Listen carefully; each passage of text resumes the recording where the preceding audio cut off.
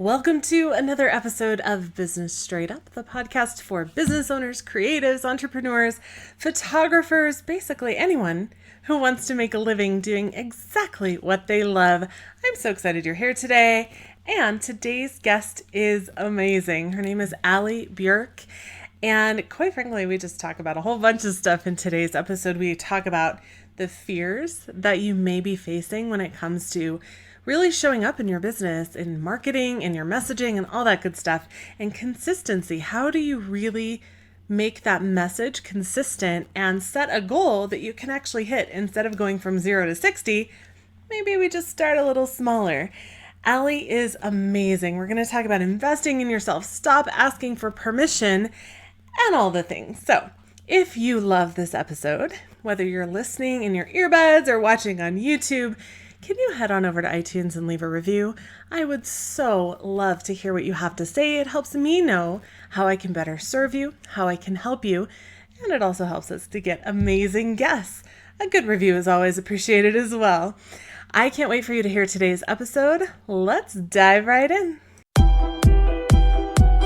Hey there, awesome people. I am Brooke Thummer, and you are listening to Business Straight Up, the podcast for creative entrepreneurs to learn, connect, grow, and build the business and life that they dream of. Welcome, let's get going and dive right in.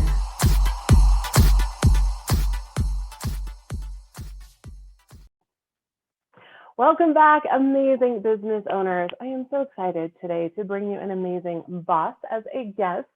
Not lady boss, not girl boss, not boss babe, but a boss, because let's just step into our power, ladies. This is someone who has done things a little bit differently and has stepped outside of the normal everyday habits that most entrepreneurs share. And she's seen amazing success because of it.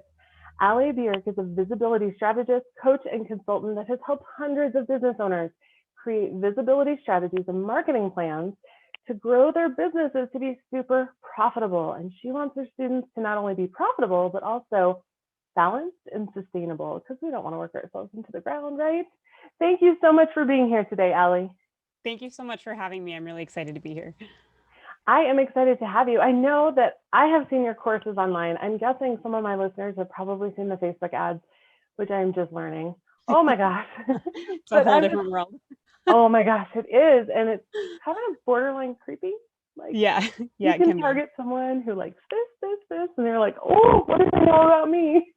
Yeah, it's like mind reading too. It's crazy. Right? I would love for anyone listening who doesn't know anything about you to learn a little bit more. Can you tell us about your journey, what has led you to where you're at, and what have you learned along the way? Yeah, absolutely. So I've been an entrepreneur for, I think, coming up on 8 years now. I always have to think how old my son is, right? And then subtract a year, because I started it when he was 1. Just kind of jumped into it. Yes. Yeah, exactly. I was ready. My priorities shifted really quickly after he was born, and went from working in a creative marketing agency to running some numbers on how much I was being paid versus how much they were charging for my time client facing in the agency versus how much I was paying for daycare. And it all just stopped making sense. So I have a background in graphic design, marketing, search engine optimization, some of the more technical sides of marketing. And I ran the numbers and I figured out, if I could just make $1,500 a month, like that would change my life. I would be able to pull my son out of daycare. And so then I started collecting some freelance clients, moved really, really slowly because I didn't have a lot of confidence in it. I wasn't quite ready to jump. And then my son got kicked out of daycare because he was a biter. And oh no! But this was when he was 2.5. So that's how long I had been planning versus actually taking action. And I just decided that was my moment. And I had to, build my parachute as I was jumping out of the plane. And then I started doing social media and website building for people, which it just continued to evolve over time. I realized part of the social media that people needed to really get the ultimate visibility was running ads for their business.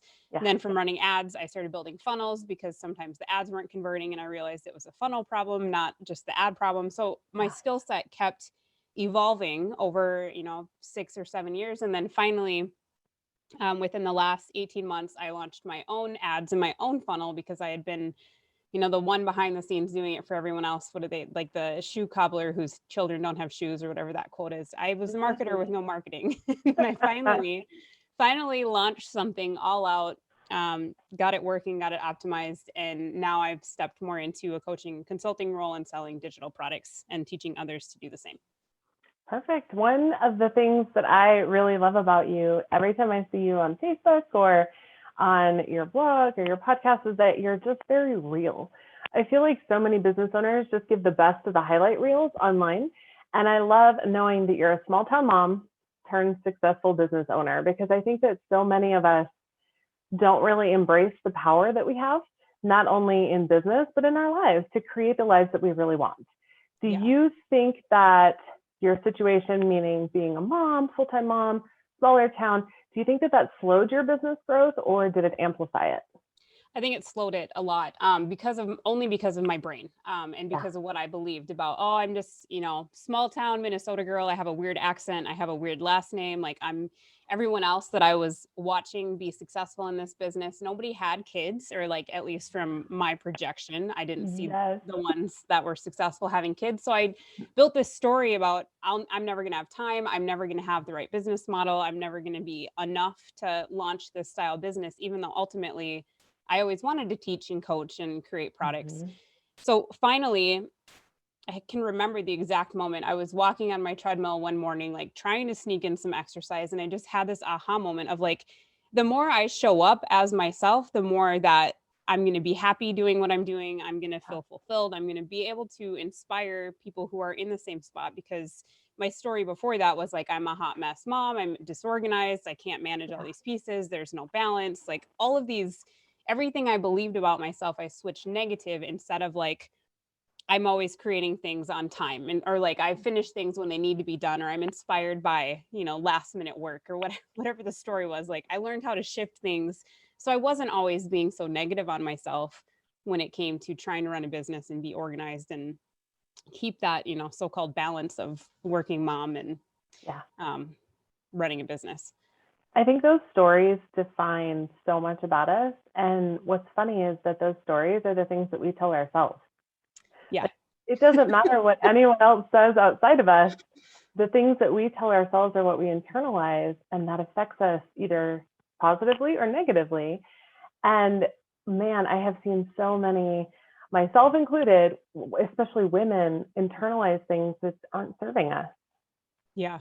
And all the time, just for no reason. Like I'll spill my coffee. This is one that I realized like within the last month, is how mean I was to myself for no reason. I'd like spill my coffee and be like, of course I just spilled my coffee. I'm such a klutz. Oh, Like, why am I like, of course, like, why am I shaming myself for spilling my coffee yes, instead of just being like, oh, well, that happened. right.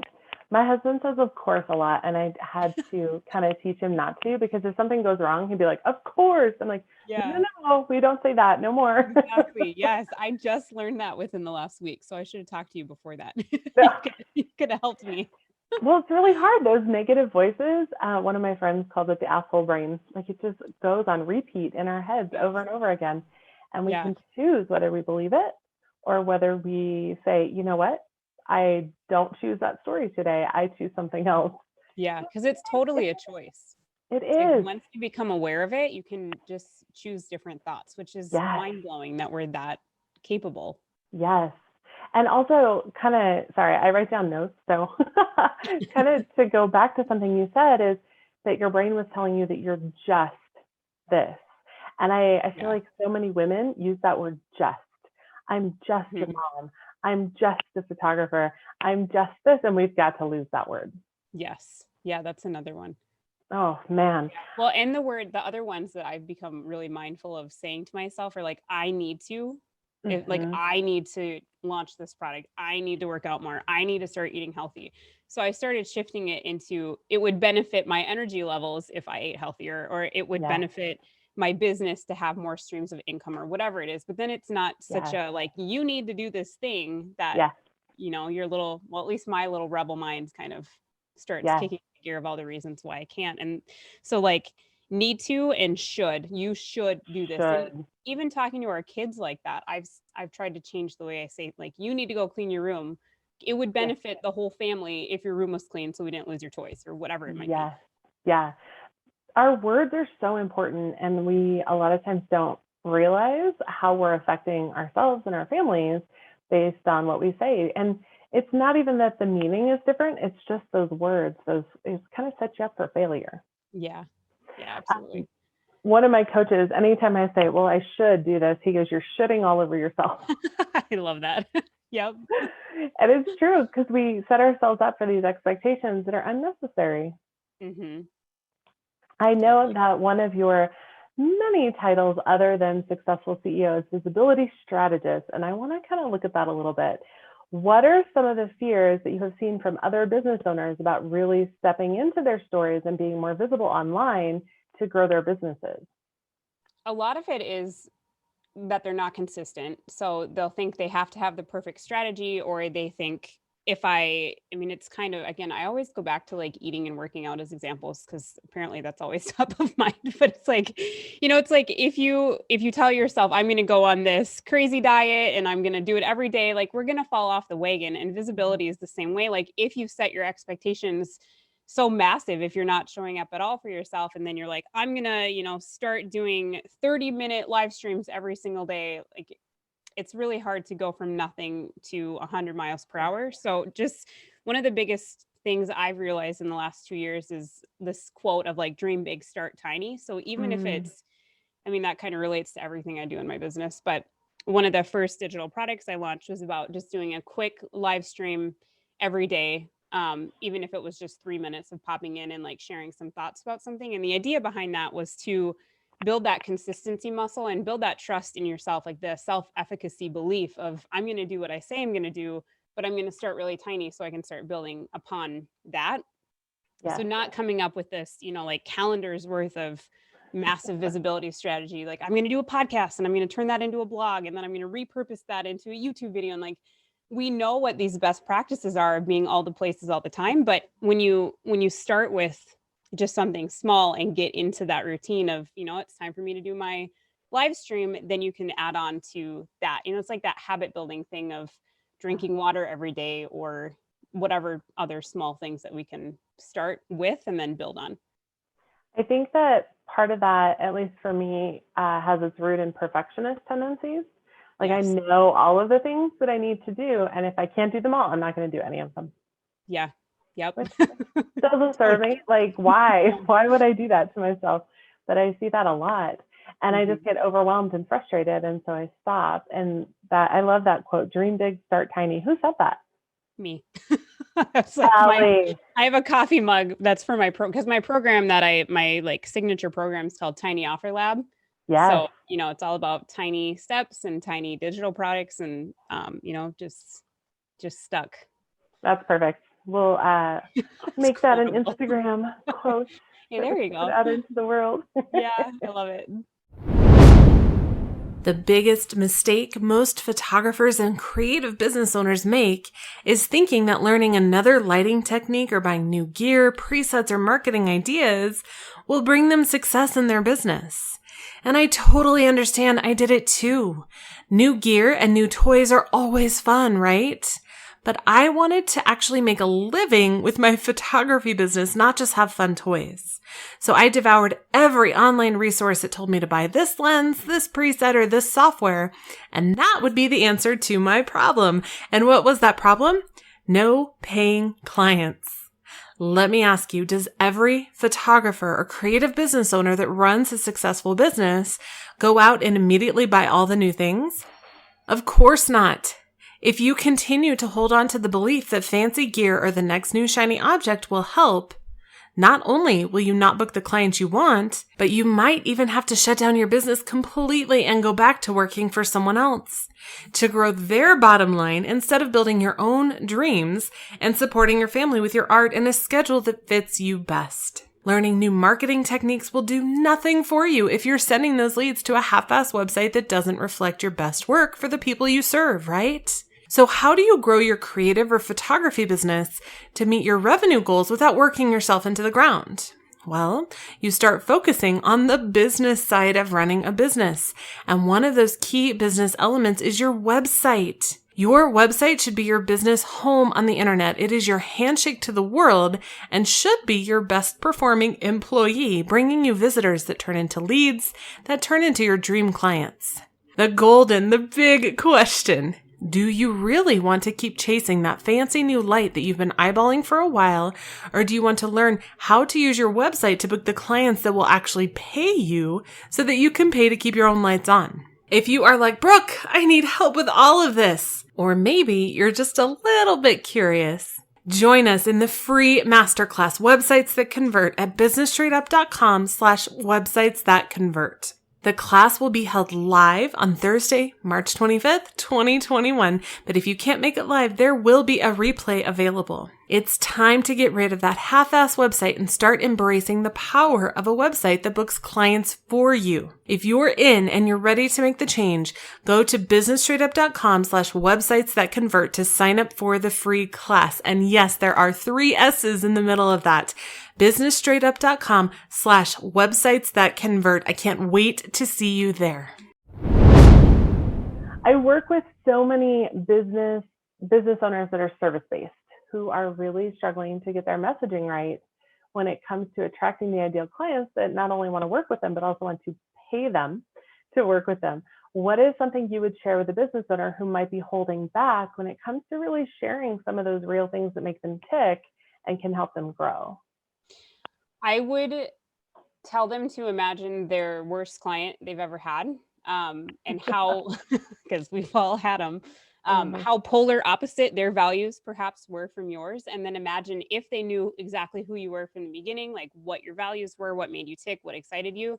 Maybe they wouldn't have hired you to begin with because they didn't resonate with your story. So the more I started showing up as myself with, messy hair and coffee and kids crawling all over me, the more my clients started to be dream clients because they related to my story. They were right there with me. If I had to cancel a meeting because I had a sick kid, they're like, totally get it. That was me last week. Versus if I was working, let's just use an example of like a 60-year-old CEO man, and now I've got to cancel a meeting because I have a kid. He would probably be less gracious than the mom who's in the same spot.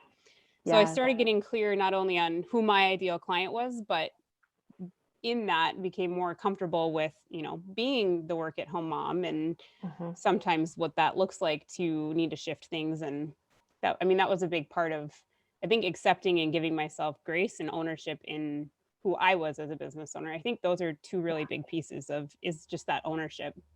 Yeah. And I feel like authenticity is kind of a buzzword right now, but it's so like it means something different for everyone. And it might mean having your kids crawl on you on a live video. Or for me, it might mean, not having full makeup on, but having lip color on because that's what I love. Yep. Everyone's a little different, and showing up as you will absolutely attract those. I never thought about working backwards though, because we've all had those clients that were like, it's not a good fit. And that makes a ton of sense. I love that. I know that one of your amazing ideas is the idea of the tiny offer, that someone can offer a lower price offer to not only grow their list, which is something a lot of my audience doesn't work on, and we're working on them for that, but to grow their bottom line as well. Do you think that this is a strategy that can also work for service-based businesses, especially ones that require local clients? Yeah, so when it comes to creating digital products, I've kind of identified 2 different tracks that people can go on. And it's either creating a digital product that almost helps your ideal client get ready to work with you. So if it's like a checklist or an organizational binder, or, if you're a designer, maybe it's helping them get their copywriting figured out for their website so that when they're ready to hire you, or, in the world of Corona, if things go back to normal, they're ready to hire you and they've got all their planning done to the point as much as they can. If you're like a wedding planner, how do you help them put those pieces together? So there's like that track of not like replacing your expertise, but just helping your ideal client understand how to work with you a little bit better through a tiny, it could be a workbook that's like $7 all the way up to $27 is that entry point. Or if you're ready, which I would assume all of you are, if you would just, own it, it's like teaching other people how to do what you do. So helping people, if you have like a special way as a photographer that you've gotten clients locally, maybe that's a tactic that you could turn into a digital product and share it with other other people. Like I got my hair done yesterday, and I was talking to my hairstylist about what kind of digital product she could create. And I was like, well, what Mhm. about how you develop color? I mean, maybe you have a special technique that you could share with other people that's like a different developer, or it's a Yeah. different brand. Like you can start the things that you've really owned in doing the work that you do, the framework kind of, or the methods that you've created, whenever I think of digital products, it's like blueprint, framework, Mhm. like Yeah. customer, all the like those buzzwords. But if you can package that up and sell it to other people in your same niche, that can be another avenue. So those are the two tracks to go on. And what about the people who say it's been done before? There's already people who do that. Goes back to that ownership of not Right. not from you, not with your expertise, not with your That's voice. right. Yeah, It's absolutely. not And I you. think that so many service-based businesses are like, well, I really have to be there to take pictures. But let's talk about family photographers. Why not teach someone how to take better pictures of their kids, and charge, I don't know what, $17 or kind of Yeah. look for that mid-range. Yeah, And exactly. then when they're ready to be in front of the camera too, they're going to hire you because they know you and trust you. Yep. It just increases that KLT, the know, like, trust, right? Yes, 100%. I mean, with photography, I've seen selfie guides, like Oh how to my gosh, take yeah. more professional selfies, or one that's Hmm. a posing guide if you're taking your own photos, like how you can actually pose yourself Yes, well. Like there's a lot of different angles. It's just finding your unique way of doing things. absolutely. And that's something that they can offer even now. I know that in Colorado, our numbers are spiking right now because we're recording this in October. Yes. But our numbers are spiking. And so we're looking at more shutdowns possibly. And that is something that you can still offer to bring in some revenue. And yes, I understand it's not going to be the, few $1,000s here and there, but it's still revenue. And then you're growing your list as well. Yeah. Yeah, It, exactly. it kind of hits both of those. So we live in a world of social media. Yeah. And ignoring that doesn't serve anyone because it's reality. And I know that I keep telling my students that social media followers don't pay the bills.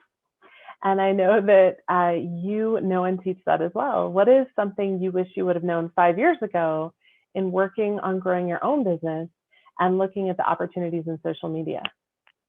I would have sold first, or focused on, getting the proof of concept that something was sellable before building out entire products, because that's something that I did. I would build out, any sort of program, whether it was like one-to-one creation, or Mhm. I would build all the details and create the whole product and write the sales pages, and then I would like kind of launch it a little bit, and then nobody would buy it, and I'd be like, oh, Oh it's a no. product is bad, like nobody wants it. But if Oh. I had focused on making the connections and getting the Mhm. sales first, and then like either live teaching it, that whole pre-launching thing would have saved me a ton of time, and probably Yes. like 7 years of not doing Oh, the thing I actually wanted to be doing. So I yes. think focusing on where your revenue is being generated, and where you can expand on different streams of revenue, whether that's the digital products or some consulting, or like, just, I always use the bar stool analogy of, if you think about a bar stool, it's got different legs on it. If you were to take away two of the legs, or even, three of the legs, and give it one, it's not going to stand up anymore. But if you think about like an octopus bar stool that has all these different legs on it, it's going to be really, really sturdy. So Yeah. as a creative, or as a photographer, how can you add in different streams of revenue to make sure your business is standing on as many legs as Mhm. possible? So, in the case of corona or other weird things happening, where it's, I hate this word, but unprecedented what we're going through. I'm so sick of that word. Yes. But then, you've got these different streams that can Mhm. keep you really sturdy in your business. Absolutely. And it's been shown over and over again. I know I've read so many books about money and wealth and personal wealth that the wealthiest people have multiple revenue streams. They have multiple income streams. Yeah. So Like it's 7, isn't kind that of the average? right. And I've actually learned that the hard way recently. When Yeah. you have everything in one place that now can't happen, Mhm. you have to really kind of pivot, which is another word that's been way Yeah. overused this year. Uh, Right. but if you start building those now before there's a national disaster or global crisis, then you're set up for more success in the future as well. Yeah. definitely. What is the best piece of advice that you've ever received? Oh, that's a good one. There's so many. I think probably start before you're ready is, or do it scared. Something in the world of that type of advice is, so many of us wait until, you know, with the perfectionism thing again, that need is strong in so many of us. So if you can jump before you're ready, or you can start, just eking your way out of your comfort zone a little bit, before you're ready, that can be a huge benefit. And I think that's something I've done consistently. Even back when I was a designer, I didn't necessarily understand SEO, and I, started reaching out into that world because I saw a need. And then I didn't know ads, and I started learning ads because I saw a need. So I just kept really listening and growing and investing in myself, so I could learn the things that kept moving me in the direction that I thought I wanted to go at the time. And really listening to your gut instincts too. Like, why do you want to learn that stuff? And what do you need to do to make it happen? Sorry, I'm writing all these down. That's amazing. Start before you're ready. How can someone that hears that voice in their brain, this is telling them, who are you to do this? Like, who do you think you are? Why are you doing this? You don't know anything more than the person next to you. What is a step that they can take to get past that and start moving forward? I mean, I know obviously just do it. Comes to mind. Easier said than done, right? It is. It's easier said than done. What can someone do to kind of quiet that voice for a little bit so that they can move forward? A lot of it personally for me was my peer group. So when I stepped out of my comfort zone and I invested in a mastermind of like business owners, many of them much, much, much farther ahead than I was. And they were writing books and they were doing all of these crazy things. And I was like, normal people do these things? How are you writing a book? How are you launching this product? And just my awareness of the process to get to that point, or that these were just normal people. They weren't, like the super famous, whatever, celebrities, internet celebrities. They were just normal people who had a goal and believed that they could do it. So that was one of the biggest things that I think helped me start shifting into feeling like it could be reality. And then from a mindset perspective, I'm a huge fan of journaling as if I already had the life or the business that I wanted to have, because that clarity does so much for us to feel the feelings of, what does our body feel like if we're already that person? What kind of actions would we take to become that person, or, stay that person? What conversations would we need to have? What business elements do we need to have in place? A lot of those pieces kind of fall together when you start acting as if you were already the person that you want to become. That is something that is crazy valuable, but I find that hard to do. Right. I know, like, you write them down like you've already achieved these goals and these dreams, but then you look up and you're like, oh, maybe not. Right. But it is super important to behave like the person that you want to be instead of the person that you are right now. Yeah. And I mean, having gratitude too for where you're at presently, like actual real gratitude, not like, oh, I'm grateful for my husband, even though he doesn't pick up his laundry and he doesn't cook dinner. It's like, find the thing that you're actually grateful for. Like, I'm grateful for my husband because he's so handy around the house, or I'm grateful for my kids because I love their hugs. If you can't you can't like trick your brain. Your brain knows how you really feel about things. So if things don't feel real to you, or if you're not actually grateful for the thing, it's hard to shift into that feeling of what it feels like to be in the moment and be truly grateful for what you have. Yes. Everyone says you should write down your gratitude journal and write down the things you're grateful for. You're like, but I'm full of crap. Like, I don't actually feel grateful for that. Well, I found myself writing the same things over and over again. So I'm grateful for my home, and I'm grateful for my kid, and I'm like, blah, blah, blah.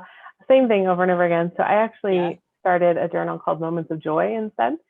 And it's 3 things that happened throughout the day that really made me just super happy, that warm and fuzzy feeling. And sometimes it's silly things too, like just sitting on the back porch and having my coffee in the morning, and little things. Because then you're like, I'm grateful for my car. I'm grateful for my home. I'm grateful for my family. Same thing over and over again, right? Yeah, it's not super motivating. Yeah, and they all kind of fit under one umbrella anyway. Yeah. What if you didn't have to worry about writing emails to your list for the next 6 months and maybe even a year? Yes, it's true. It's finally here. My students have been asking me for this for years, and I have heard you, and these templates are finally available. Engaging Emails Done is a quick workshop and template bundle to help you harness the power of email marketing to grow your business. You can set it and forget it and actually book more clients. If you're like, Brooke, I am so in. Where do I grab these? Head on over to businessstraightedup.com/emailsdone to grab this special limited bundle. If you want to hear a little more, I feel you. I like details too. These templates are designed to be done for you to set up several months of emails in just an hour. Plus, I've recorded several how-to videos to walk you through the technical steps for several different email service providers if you're not sure how to customize and schedule them. Engaging Emails Done has not only a quickie email marketing 101 how-to if you're starting from scratch, but it includes a minimum of 12 email templates that you can schedule ahead of time to take something off of that never-ending to-do list so you can focus on what you love most. Side note, I did say a minimum of 12 because I keep thinking of things to add, so you might even get more than 12. These are brand new. I've never offered something like this before. So grab your email templates plus email marketing 101 plus tech tutorials before the price goes up. Grab these templates, tutorials, and help all at businessstraightedup.com/emailsdone. Again, that's businessstraightedup.com/emailsdone. What was one of the biggest lessons? I have not taken that risk, the scary part of going into a mastermind. What is one of the biggest lessons that you learned in your mastermind, other than the one that we already talked about, is seeing that, yes, you can in fact do everything that you want to do? I think the other biggest lesson as far as my own clarity is really listening to your gut, because even if you are in a mastermind, people might be sharing strategies that aren't in alignment with how you want to live your life or run your business. So Yeah. really taking that gut check moment of, that's really cool to learn this, but maybe I want a little different angle. Maybe they're teaching how to really, really hustle and grow a gigantic business, but it's good to do like a check-in with yourself and say, do I want to be working 40 hours a week, or do I like having less time? Kind of finding that happy middle ground between where you want to be and what you're willing to sacrifice to get to that point. I know that as a boudoir photographer, I see other photographers that are killing it, and I personally do a really good job in boudoir as well, but I only work 2 days a week. And so, of course, that affects my numbers more than, I'd like to admit, but 2 days a week is where I want my business to be, and figuring out how I can make that work and still have a multiple six-figure business has been really important to me. So I love that, because that alignment is so important to really know what you want. I wanted this level of revenue without working 5 days a week. And that was important to me. Whereas people without kids may be able to work 5 days a week. Maybe that's what they want, or maybe they don't. And that's okay too. Everyone has different wants and needs. Yeah, exactly. How do you know personally when you're out of alignment? Usually if I start feeling unmotivated to do things that I've committed to, that is usually a sign, or some of those burnout feelings of like, I just don't feel like going anywhere today. Like if I stop feeling excited about what I'm doing, there's usually something that's not in alignment. And I just recently, I launched my own mastermind, and I think I sold like 4 or 5 spots right out of the gate. And then I started like getting on client calls, and it was a lot of one-on-one, and it was taking a lot more time than I had imagined. And there were calls on Friday nights and Saturday mornings. And I was like, okay, I didn't quite set this up right. It's not in alignment. It's pulling me away from my family, which is my ultimate goal, is to always be there with my kids and, not take away from time that we should be spending together. So I ended up letting each of the people know who had joined the program, like, I made sure they had everything that they had paid for and that I, delivered what I said I was going to deliver. But then I let them know, like, I'm not going to continue this program because it's not in alignment. And I was so nervous to have that conversation because I felt like I was letting them down. And I built this story in my head that, they were going to be disappointed in me or whatever. And then after I had a one-on-one conversation with each one of them, they're like, thank you for being an example of really doing what you say you're going to do, and like, being authentic and holding yourself true to your values, because it was hard to unsell something that I had sold, and it was a revenue stream that would have been really good, but it didn't feel right. Yeah. Well, and I think that what you said is really important is before making that change and backing out, you delivered what you said you were going to deliver. So being true to your word and having integrity in something that, even though it might not feel right, you still had integrity, you committed to that. And then you were just honest with them. And I would absolutely, as someone who would join a mastermind, I would absolutely honor that. That would mean the world to me to know that, you know what, maybe it's just not the best fit and that's okay. Yeah. Yeah, it was hard, but it was a good lesson for me and hopefully for the people that signed up as well. Yeah. What is the best business decision that you've ever made? Well, this is a deeply personal decision that may not apply to everyone. I stopped asking for permission and started treating my business like a business instead of a hobby. And I realized business revenue can be reinvested instead of, like, when I was first starting, everything I made went to our family. Every dollar that I made from clients, I don't even think I had a business bank account. If they paid me, they paid our family joint checking account. And I didn't reinvest anything in my business. But when I made the shift of, you know what, I am the CEO of my business. When I think of like Fortune 500 CEOs going home and asking their husbands, or husbands or wives, whatever, going home and asking their spouse, like, hey, should I spend this money at Coca-Cola as the CEO, or, Nike, or whatever big brand?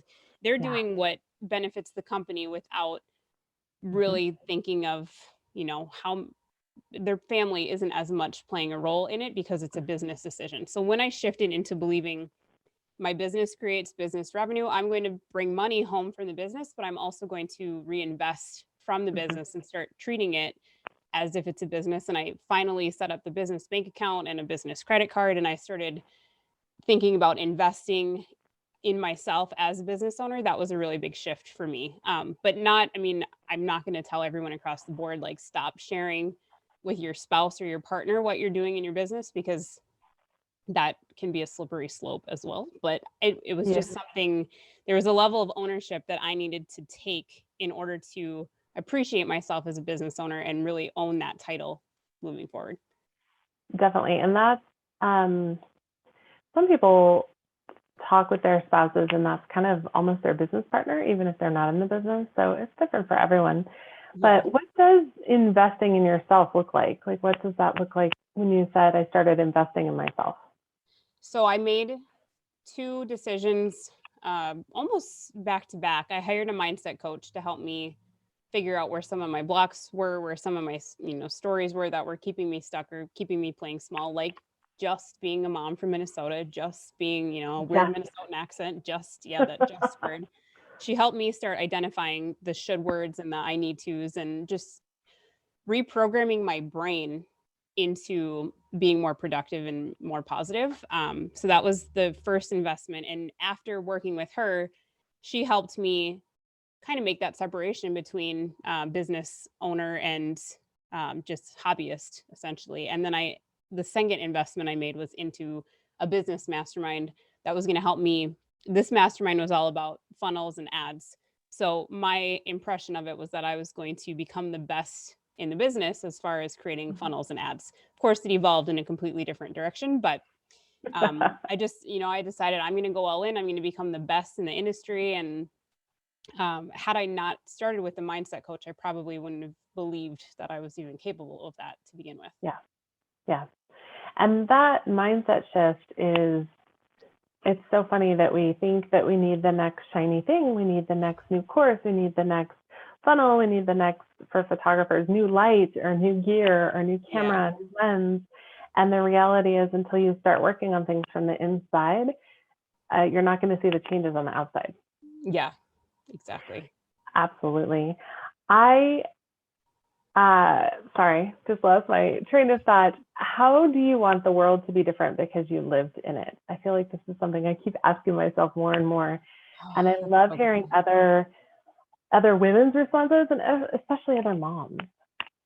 Yeah, I think the ripple effect that we create as moms is massive. And I feel like we're really in a shift where moms are starting to have a side hustle or have our own things. We're not just moms, and we're not miserable, and we're not like, I always see those ads from, like, I don't know if it was the 30s or the 40s, where it was like tranquilizers for women so they didn't have to like experience motherhood. It's like, what? It's crazy. That's totally different tangent. But like, now we're able to be really intentional moms, and we have our own things where we're not losing ourselves in motherhood, where we have our own reasons to invest in ourselves and our own growth.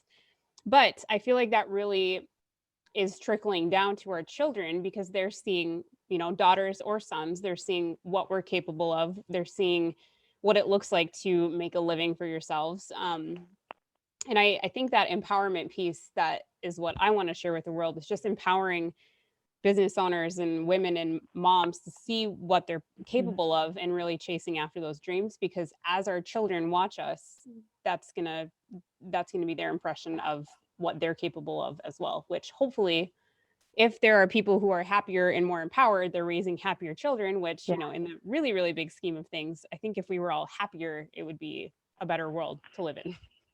Absolutely. I love what you said, not losing ourselves in motherhood. I remember watching Shonda Rhimes on Oprah's Super Soul Sunday, and she said, all the Mother's Day cards at like Target or whatever say, thanks for sacrificing everything. Thanks for giving up so much.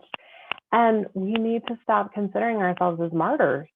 Like, what are we teaching our kids? No wonder girls don't want to have babies when they grow up, because it sucks. So yeah, exactly. That's a whole different story. Like the Halloween costume of the mommy, where she's got like her bottle of wine and her Target bag, and I'm like, that's what we're representing as motherhood, and I would really love to see that shift.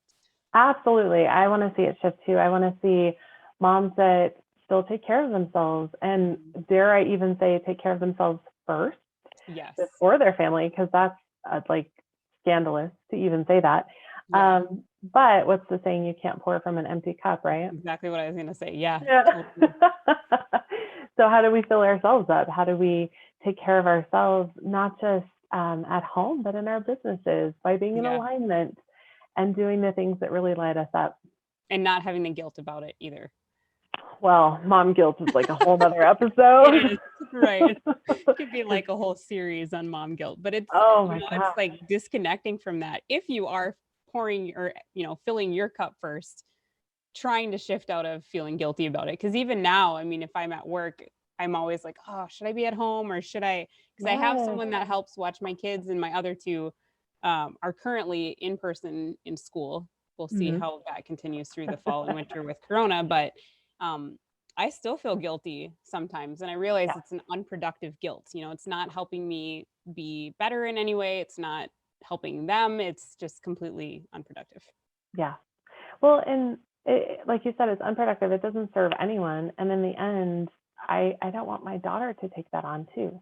Yeah. Like, I don't want to teach her, oh, I feel bad that I have to work because I'd rather be with you. I don't want to teach her that, because they learn more from watching than they do from anything we say. Yeah.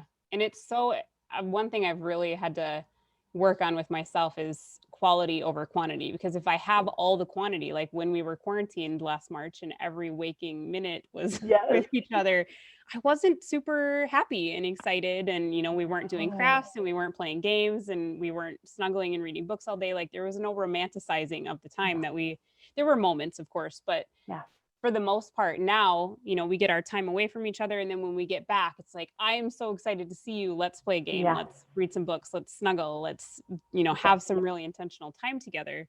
So that whole, just releasing that expectation for myself of this is what it has to look like, that's been massively helpful. Yes. I remember back in April when my kids were home full time as well. A business coach actually told me, because I was very frustrated. I couldn't do much. I had a 5-year-old on me all day going, what are we going to do today? That's like my least favorite question. Yes. Gotta be And something all the time. oh my gosh. And Get creative. right? And this business coach actually said to me, well, your kids are there, but you should just be able to do what you normally do. And I'm like, do you have children? Oh, no. No, you do not. Right. Okay. Oh, they didn't? No. Oh, that's cute. I know, right? Yeah. Yeah, I And had an employee that he didn't have any kids either, and male, and he didn't understand why I was struggling so much to get anything done, or why I was like, my brain was just gone during the first couple months. yes, Like my creativity or any level of flow for writing or yeah, anything, like I had nothing to give. And he was like, well, yeah. can't you just like put him on an iPad all day or something? I'm like, no. Like that's No, this. it doesn't work like that. Yeah. Well, and Just sometimes take it even away if, and tell him to play. I'm like, this is not, no, let's no. just stop. Well, and a lot of times, Not even if we're physically, like we're feeling good, that emotional drain is real. And I've Yeah. tried to tell my husband that, and he doesn't quite understand. I'm like, look, my brain is dead right now, and it needs rest to Mhm. have functioning ability again. Yeah. Yeah, it's crazy. Like I was probably not the nicest person in those months. Like I looked at my husband at one point and I was like, "Can you please just stop saying words? Like stop talking to me." Like I felt so bad afterwards, but just like listening to the news and having all that sensory input and the kids like Yes, touching and me like, "Mom, mom, mom, mom." And then he'd want to talk about current events and I just couldn't. yes. There was just nothing left. And I hated feeling like that. It was hard because it was nonstop then. And even now that we're back to kind of normal, like a little bit normal, it's still important to remember that. Like, I feel like I learned so much from that, in Yeah. that I do have to take care of myself. And I got to the point where I even told my kids, I'm like, Mommy needs 15 minutes in her bedroom without you. Yes.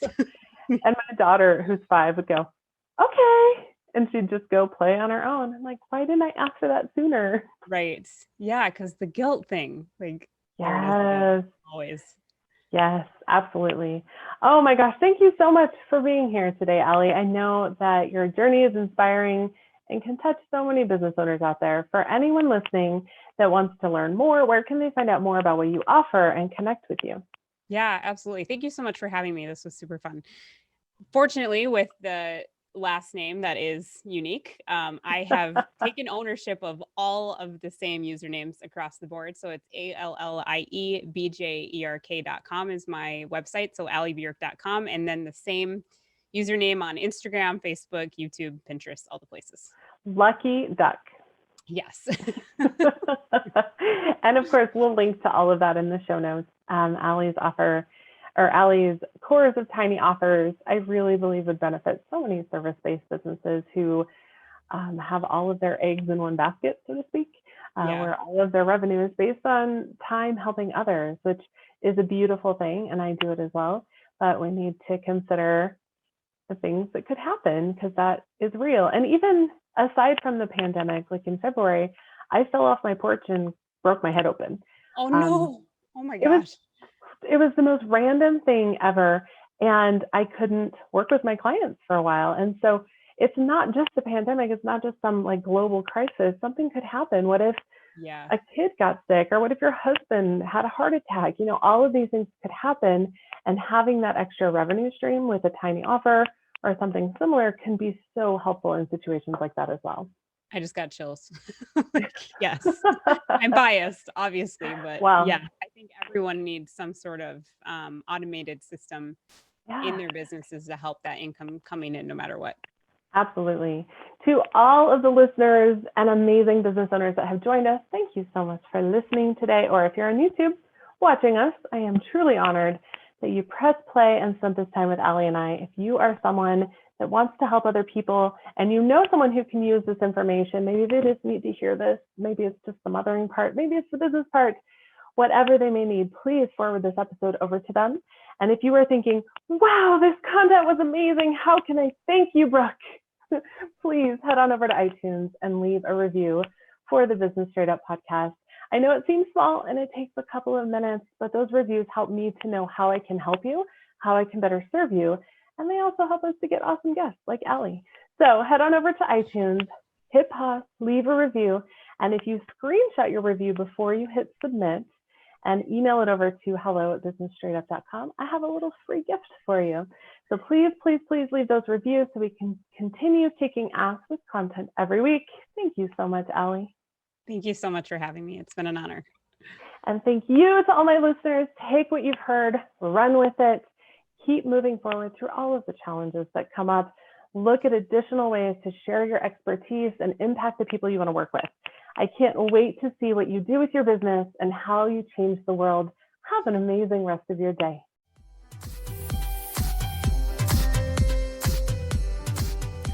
Thank you so much for listening to Business Straight Up. I'm so glad that you could join us today. Check out the show notes for this and all of the episodes at businessstraightuppodcast.com. And I can't wait to talk with you again. Have a great day.